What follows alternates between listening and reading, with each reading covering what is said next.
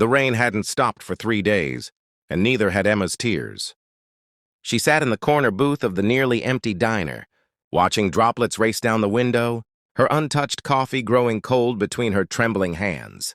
At 62, she thought she'd experienced every flavor of heartbreak life could serve. But losing her daughter to cancer 6 months ago had shattered something inside her she didn't know could break. The house felt too quiet now, too empty, too full of memories that cut like glass. She'd come to this diner every morning since the funeral. Not because the coffee was good, but because the silence here felt different than the silence at home. Here, at least, there were other breathing souls nearby, even if they were strangers. The bell above the door chimed, and a young woman stumbled in, drenched and shaking. She couldn't have been more than 25, with mascara streaming down her cheeks and a backpack that looked like it held everything she owned. Emma recognized that look. She'd seen it in her own mirror plenty of times. Over the years, the look of someone who'd reached the end of their rope and was surprised to find there was nothing left to hold on to. The girl approached the counter with the kind of hesitation that comes from knowing you're about to ask for something you can't afford. "Excuse me," she said softly to Rita, the owner, who'd been wiping down the same spot on the counter for the past 10 minutes. "Do you need any help? I can wash dishes, clean anything. I need a meal and maybe a dry place to sit for a while." Rita's face softened the way it always did.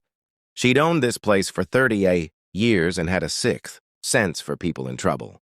"Honey, sit down. Let me get you something hot." The girl's eyes welled up. "I don't have money right now, but I promise I can work." "Did I ask for money?" Rita said, already pouring coffee. "Sit." Emma watched this exchange with something stirring in her chest, something she hadn't felt in months. It wasn't quite hope, but it was something adjacent to it. Before she could talk herself out of it, she called out, "She can sit here if she wants." The young woman turned, surprised, and after a moment's hesitation, made her way to Emma's booth. Up close, Emma could see she was younger than she'd first thought. Maybe 22 or 23, with eyes that held too much experience for someone so young. "I'm Sarah," the girl said, sliding into the opposite seat. "Thank you." "You didn't have to." "Emma," she interrupted gently. "And yes, I did." They sat in silence while Rita brought over a plate of scrambled eggs, toast and hash browns. Sarah stared at the food like it was a mirage that might disappear if she blinked. When she finally took a bite, a small sound escaped her throat, somewhere between relief and grief. "When's the last time you ate?" Emma asked. "Yesterday, I think." Days kind of blur together. Sarah took another bite, then suddenly stopped as if remembering her manners. "I had a job and an apartment. I had everything together, actually. Then my mom got sick. Stage 4. I moved back home to take care of her, used all my savings. She died anyway, and the medical bills." She trailed off, staring at her plate. "I thought I could bounce back, you know? Get another job, start over. But without an address, without references, without—" She shook her head. "Sorry. You don't need to hear this." Emma's throat tightened. "My daughter died 6 months ago. Breast cancer. She was 38. Sarah's fork clattered against the plate. "Oh, God, I'm so sorry. Here I am complaining about—" "No," Emma said firmly. "Don't do that. Don't make your pain smaller because someone else's seems bigger. Pain isn't a competition. It's just pain." They looked at each other then, really looked, and something passed between them. Recognition, maybe. Or understanding, the kind that only comes from walking through the same dark valley, even if the paths were different. "What was her name?" Sarah asked softly. "Grace?" Emma smiled, the first real smile in months. She was a teacher. 3rd grade. She used to say that every child deserved to know they mattered, that someone believed in them. Her voice cracked. "She was better than me. Better than I ever was." "I bet she learned it from you," Sarah said. Emma shook her head, but something in her chest loosened just a fraction. They talked while Sarah ate, sharing stories of loss and love, of mothers and daughters, of all the ways life breaks you and all the ways you keep going anyway. By the time Sarah's plate was empty, the rain had slowed to a drizzle, and Emma had made a decision. "I have a guest room," she said abruptly. "Well, it's my daughter's room, but it's just sitting empty." "You could stay there until you get back on your feet." Sarah's eyes went wide. "I couldn't." "Why not?" Because you don't know me. I could be anyone. You could be someone who needs help, Emma interrupted. And I could be someone who needs a reason to make breakfast for more than just herself. She paused, surprised by her own honesty. I've been waiting to die, Sarah. Not actively, but passively.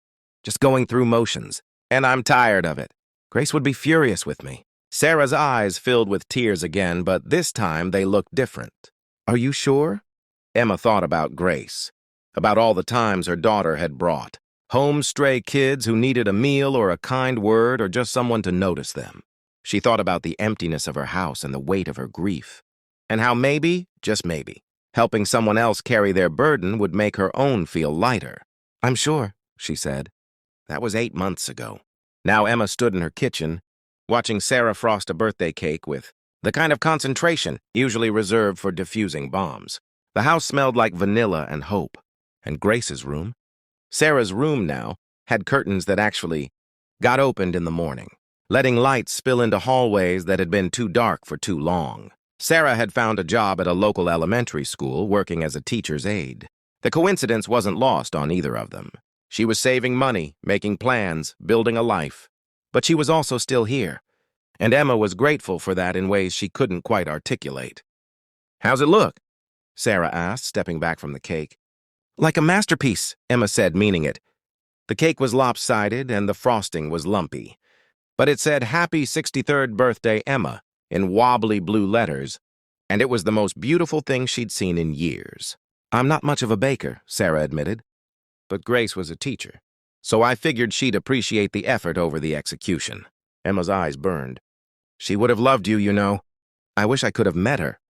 Sarah moved to the counter, pulling Emma into a hug. But I'm grateful I got to meet her mom. They stood there in the kitchen, two women who'd found each other in the wreckage of their worst days and decided to build something new from the pieces. Emma realized then that grief hadn't disappeared. It was still there. Probably always would be. But it had made room for something else, joy, purpose, connection. That night, after cake and conversation and laughter that felt earned rather than forced, Emma went to bed feeling something she hadn't felt in a very long time. She felt like herself again. Not the same self she'd been before Grace died. That person was gone. But a new self, one who'd learned that sometimes the only way to survive your own heartbreak is to help someone else survive theirs. Outside, it started to rain again. But this time, the sound was different. Not lonely, but cleansing. Like the world washing itself clean, making room for new beginnings. Emma smiled in the darkness and whispered to Grace, wherever she was, I'm still here. And I'm trying to be the person you always believed I was. Somewhere in the house, Sarah was probably doing the same thing, whispering thank you to her own mother, making promises to keep going, to keep fighting, to keep believing that even in the darkest times, kindness still matters, that humanity still matters, that we all deserve someone who sees us when we're invisible, who offers a seat when we're standing alone in the rain. The next morning, Emma woke to the smell of coffee and the sound of humming from the kitchen. She lay there for a moment, listening, feeling grateful for this unexpected grace. Then she got up, ready to face another day, not alone, but together. And that made all the difference.